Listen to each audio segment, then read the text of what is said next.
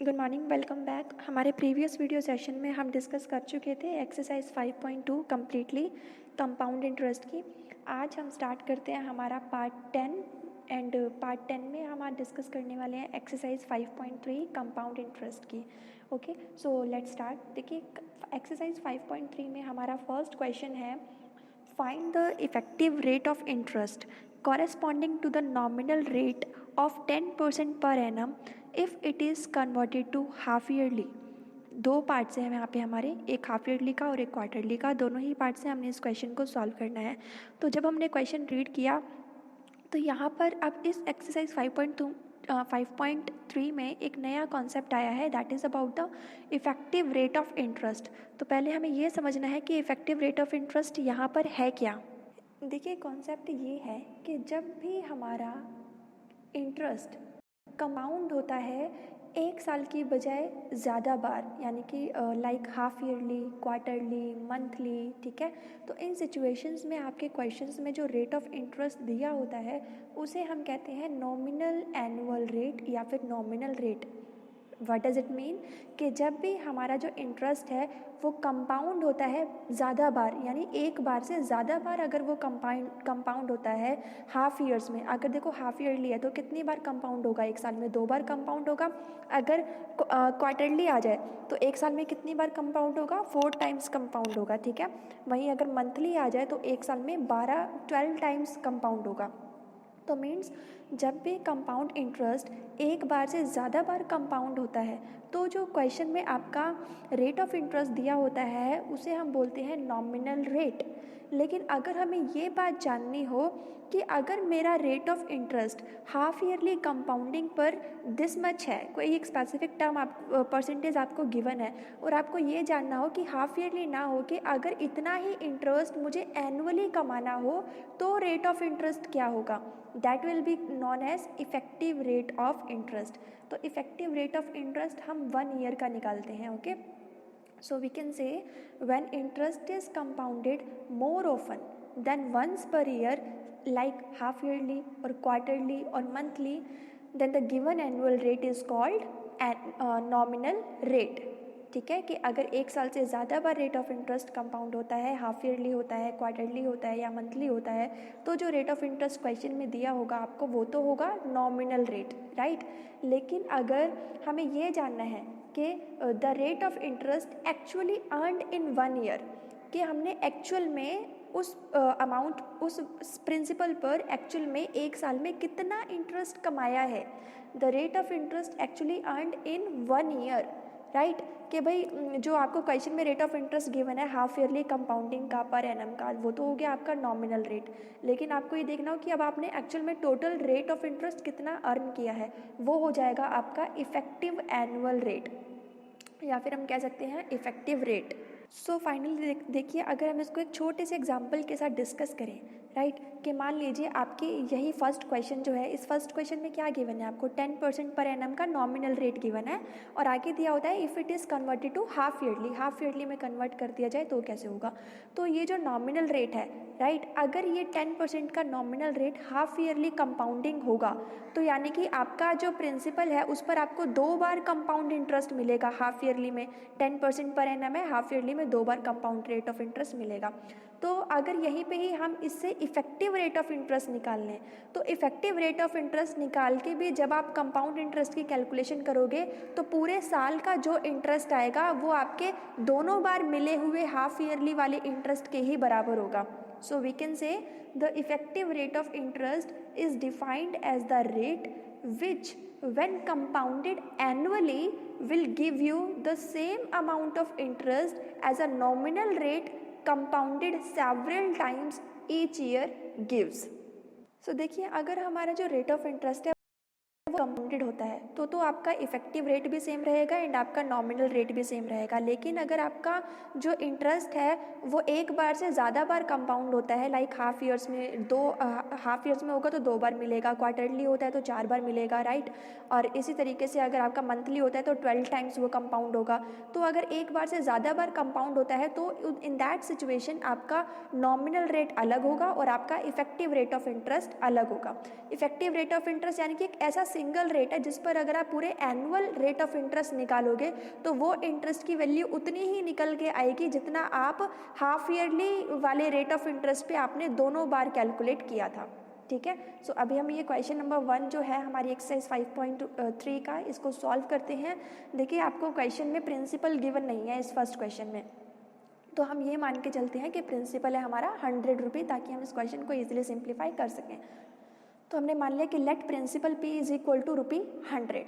ठीक है, rate of interest हमें नॉमिनल रेट गिवन है 10% पर एनम का, एंड टाइम कितना है पर एनम 1 ईयर, राइट। लेकिन पहला केस आपका गिवन है हाफ ईयर्स का, तो हम 1 ईयर को 2 हाफ ईयर्स में कन्वर्ट कर देंगे, और जो नॉमिनल रेट आपको 10% पर एनम गिवन है उसको भी हम हाफ ईयर के रेट में कन्वर्ट कर देंगे, यानी कि 5% हाफ ईयर्स का हो जाएगा ये। तो अब इन दैट सिचुएशन हमें निकालना है effective rate of interest, right. लेकिन हमें सबसे पहले अमाउंट निकालना पड़ेगा कि हमें अमाउंट मिलेगा कितना, इतना रेट इतने हाफ ईयर्स में अप्लाई करते हैं 100 रुपये के प्रिंसिपल पर, तो वो हमें कितना अमाउंट ला के देगा। So amount is equal to P into 1 plus R by 100 power T। ये फॉर्मूला हम जानते हैं अमाउंट का होता है, जब कंपाउंडिंग हाफ ईयर का आप फॉर्मूला लगाओगे तो amount is equal to principal है 100 रुपये इंटू 1 प्लस रेट R कितना लो गया 5%, हाफ ईयर्स का है ना, फर्स्ट पॉइंट हमने सॉल्व करना है। सो 5/100 पावर T, 1 ईयर में 2 हाफ ईयर्स होते हैं तो 2 रख देंगे यहाँ पे। Amount is equal to in this way 100 into 1 plus ये हो जाएगा 0.05 की पावर इनका होल स्क्वायर। नेक्स्ट आपकी इक्वेशन बन जाएगी a is equal to 100, 1 plus 0.05 हो गया 1.05 इसका स्क्वायर, तो अमाउंट आपके पास आ गया है 110.25।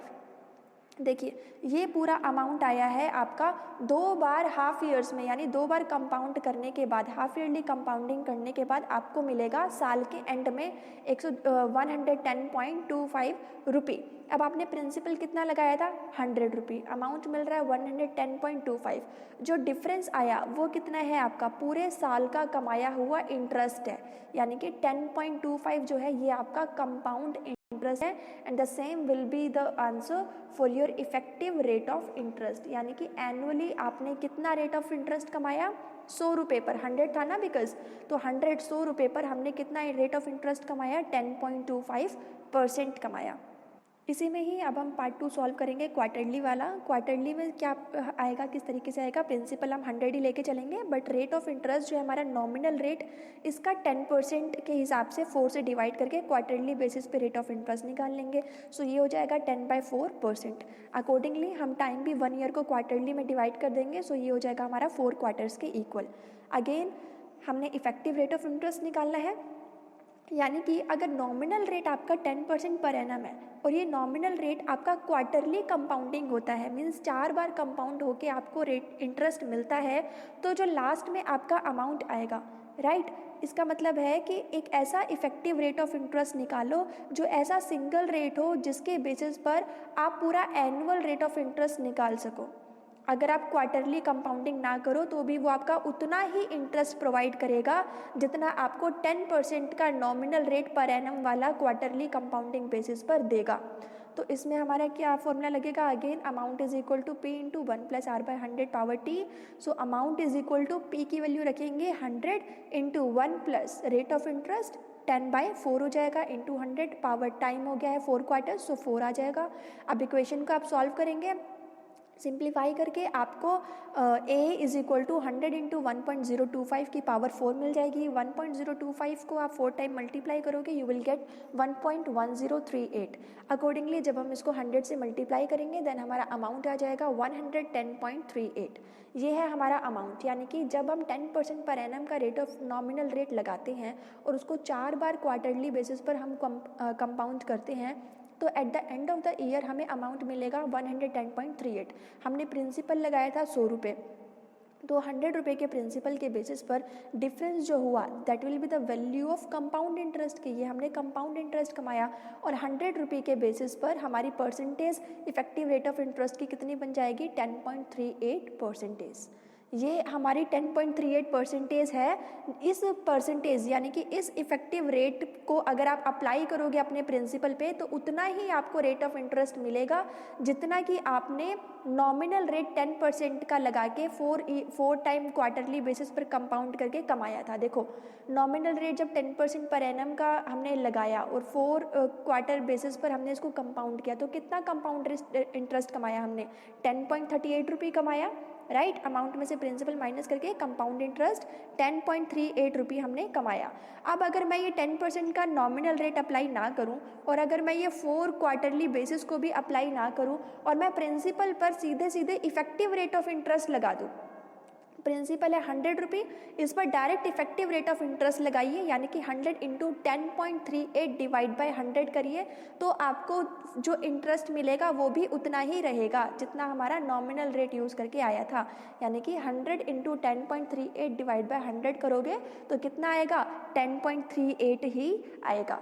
तो इफ़ेक्टिव रेट ऑफ इंटरेस्ट एक ऐसा रेट ऑफ इंटरेस्ट है जिसके बेसिस पर अगर आप अपने प्रिंसिपल पे एनुअल इंटरेस्ट निकालते हो तो वो हमारा बिल्कुल बराबर होता है नॉमिनल रेट के मल्टीपल टाइम कंपाउंडिंग पर। ओके, सो ये हमारा कॉन्सेप्ट था और क्वेश्चन 1 हमने सॉल्व किया। Now coming to the question number 2 part 1।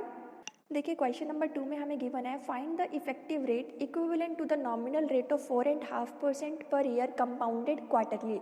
सो हमें फिर से इफेक्टिव रेट निकालना है। नॉमिनल रेट गिवन है हमें 4.5% पर ईयर का और क्वार्टरली कंपाउंडिंग ये होता है। तो अगर rate of interest mixed fraction में है 4.5 को हम सॉल्व करेंगे, this will become 9/2% per annum.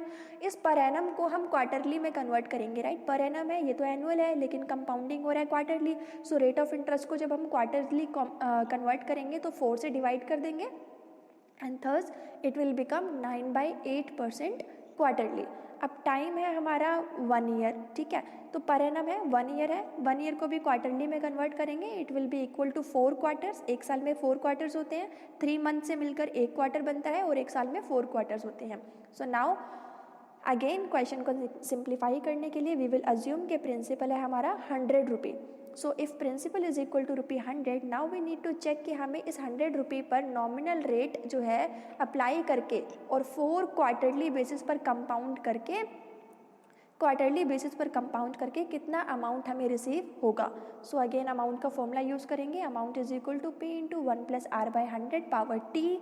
Again amount is equal to principal 100 1 plus rate की वैल्यू रखेंगे 9/8 into 100 power 4। So now A is equal to, equation को आप सॉल्व करेंगे सिंप्लीफाई करके 1 + 9/800 आपका हो जाएगा A is equal to 100 into 1 + 0.01125 power 4।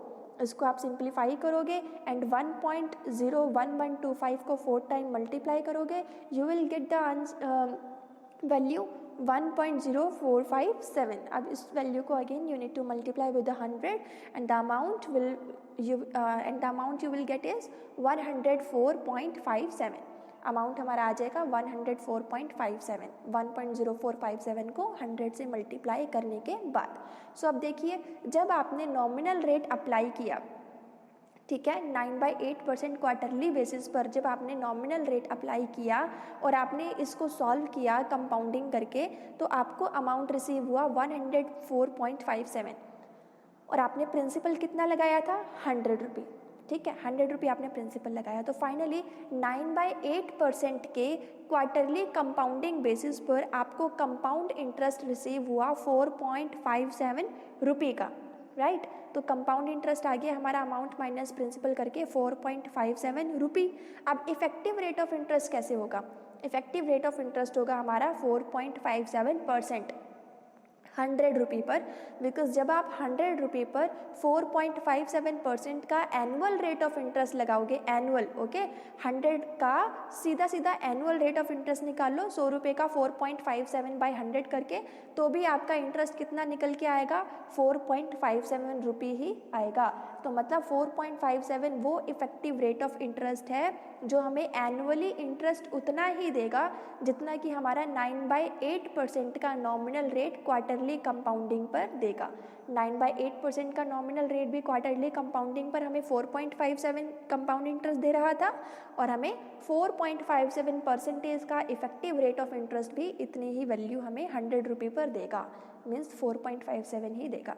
Okay, so in this वे हमने क्वेश्चन नंबर 2 का पार्ट 1 सॉल्व किया है। नाउ देखिए क्वेश्चन नंबर 2 का जो पार्ट 2 है उसमें भी इन्होंने यही पूछा है, बस मंथली कंपाउंडिंग है, तो आपने मंथली यानी 12 का कॉन्सेप्ट यूज़ करना है, रेट ऑफ इंटरेस्ट को 12 से डिवाइड करना है और टाइम को भी 12 मंथ्स में कन्वर्ट करना है। So they are asking find the effective rate of interest of 10% per annum compounded monthly. तो हमारा एनुअली रेट है 10% per annum, this is the nominal rate. Monthly basis निकालेंगे इस रेट को तो ये हो जाएगा 10/12% मंथली। प्रिंसिपल 100 एज्यूम करेंगे, टाइम अगर 1 ईयर है तो 1 साल में 12 मंथ्स हो गया है। अमाउंट का फॉर्मूला रखेंगे और अमाउंट के फॉर्मूले में प्रिंसिपल 100 आ गया, रेट आएगा 10/12 और टाइम के प्लेस पर 12 रखेंगे। सेम इक्वेशन को जैसे हमने अभी क्वेश्चन नंबर 2 का पार्ट 1 डिस्कस किया, आप इसको सॉल्व करेंगे। कंपाउंड इंटरेस्ट आपको मिल जाएगा अमाउंट माइनस प्रिंसिपल करके 10.427%, और यही आपका इफेक्टिव रेट ऑफ इंटरेस्ट है।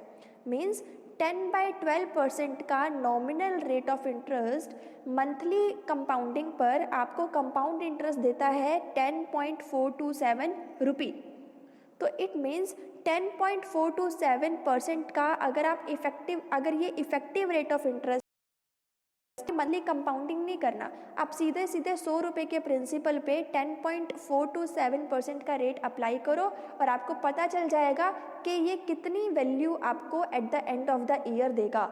और ये जब आप 100 रुपये पर 10.427 डिवाइड बाय 100 करोगे तो आपको मिलेगा अगेन 10.427, और ये हमारा क्या है, ये इंटरेस्ट हमारा उसी इंटरेस्ट के बराबर है जो हमने 10/12% की मंथली कंपाउंडिंग करके निकाला था। 10.427 उसी से भी आया था। और जब आप 100 पर सीधे सीधे ये परसेंट अप्लाई करोगे 100 रुपये पर, 100 रुपये के प्रिंसिपल पर, तो भी आपको सेम वैल्यू मिलेगी। तो कुल मिला के बात ये है कि इन कंक्लूजन की इफेक्टिव रेट ऑफ इंटरेस्ट हमारा ऐसा रेट ऑफ इंटरेस्ट होता है जो कि हमारा एनुअल इंटरेस्ट डायरेक्टली जब हम प्रिंसिपल की वैल्यू पर एनुअल बेसिस पर पूरे साल का परसेंटेज अप्लाई करके इंटरेस्ट निकालेंगे तो वो बिल्कुल उतना ही आएगा जितना कि आप नॉमिनल रेट अप्लाई करके उसको मंथली, हाफ ईयरली या क्वार्टरली बेसिस पर कंपाउंड करके कंपाउंड इंटरेस्ट निकालते हो। दोनों वैल्यूज़ हमारी सेम आएंगी। नाउ क्वेश्चन नंबर 2 का पार्ट 3 आपका कॉन्टिन्यूअस कंपाउंडिंग का है और इफेक्टिव रेट ऑफ इंटरेस्ट हमने निकालना है। कॉन्टिन्यूअस कंपाउंडिंग का मेथड यूज़ करिए और क्वेश्चन नंबर 2 का जो पार्ट 3 है और पार्ट 4 है उसको सॉल्व करने की कोशिश कीजिए। अदरवाइज हम नेक्स्ट वीडियो सेशन में क्वेश्चन नंबर 2 के पार्ट 3 और क्वेश्चन नंबर 2 के पार्ट 4 से डिस्कस करना स्टार्ट करेंगे। इस वीडियो सेशन में हमारा इतना ही था। This was all for today from my side. Keep practicing. Have a good day.